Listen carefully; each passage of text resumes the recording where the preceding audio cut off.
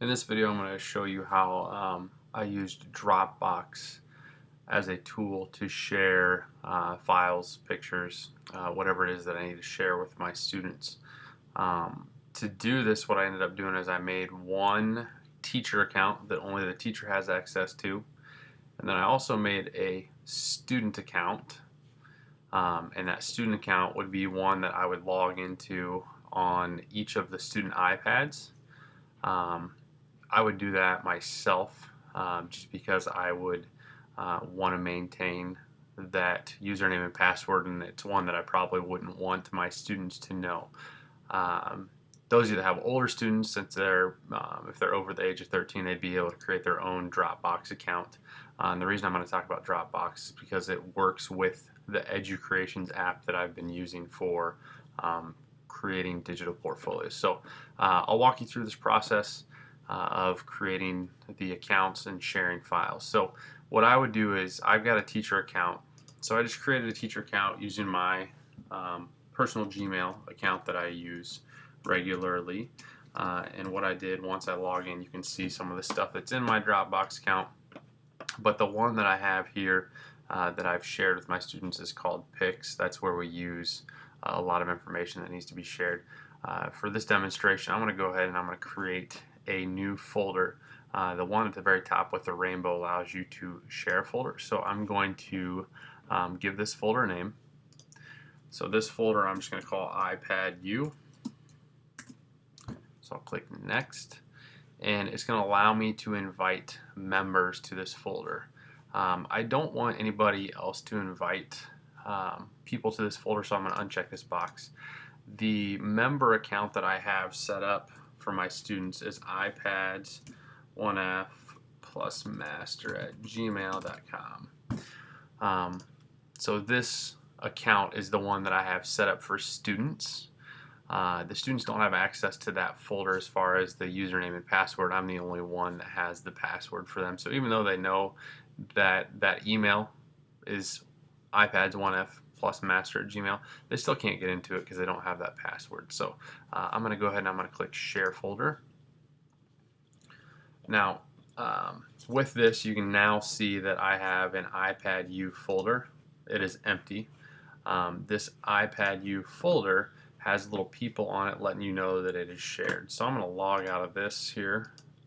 And then I'm going to log into that account that I just talked about. So the iPads1F plus master@gmail. This is the student account that I'm logging into right now. And what you'll see once I log into this student account is it's got the little rainbow over on the left. It's got the little indicator saying, hey, you've got a new folder that's shared with you. So I'm going to click on Sharing. And here is the one new share folder invitation, iPad U, which is shared by me. I'm going to click Accept. So now I'm completely done. So anything that I put into this folder from my teacher account will automatically show up in the student account. So let me show you this example really quick. So let me sign out of my student account. Let me sign back into the teacher account. So now I'm signed into my teacher account. The folder that I shared with my students would be iPad U. Let's say I want to share a file with them. So what I'm going to do is I'm going to choose a file from my desktop here. Let's see here. We'll just use a picture of a cat that I have from earlier. So it's going to go ahead and upload that. So you can see now that it is showing up that I have this cat picture in my iPad U folder. That is in my teacher account. Now, since I shared that folder with my students, it automatically is going to appear in that student account as well. So I signed out. Now let me sign back into the student side of this. Here's that iPad U shared folder. If I click on it, you can see that that cat picture automatically shows up. Now, how this comes in handy with the iPad itself is, let me show you really quick how this works with the iPad. So up on the screen here, get rid of this. You can see here's my iPad screen that I have. So what students would do, you can see I have the little educations app. So what I would do is anything that I wanted students to work with, if I needed a file or a picture or something that students needed to make a lesson to show me what they knew about maybe a math skill or reading skill, they would be able to go into educations. Um, they'd be able to create a new lesson from scratch.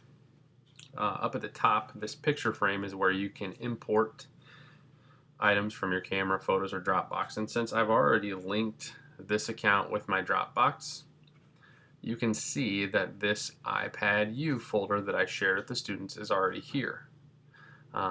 So what I would be able to do is click on iPad U, and you can see that there's that picture that I shared that is into the student's Dropbox account. So again, this is linked. This is a student iPad that I have. It is signed in only to that student account of Dropbox. It's not signed into my personal Dropbox account because then there's going to be a lot more folders that'll show up. So again, this is just the student Dropbox account. So what that allows me to do is to put files into my own account, and it'll automatically sync it to all the iPads in my classroom so that I don't have to individually put a picture in for iPad 1 and then put another separate picture in for iPad 2 and then iPad 3 and so on. This just lets me put it into one folder and it automatically syncs to all the other iPads. So again, this will let those students put the picture in, and then let's say they're doing a problem, an addition problem. This will allow them then that they can go ahead and use that file that I put into Dropbox and create their problem, and they can go ahead and record their information and then share it with me. So again, this is how you can create a shared folder using Dropbox. That way you have a central location and an easy method to share files, pictures, whatever you need to share with your students.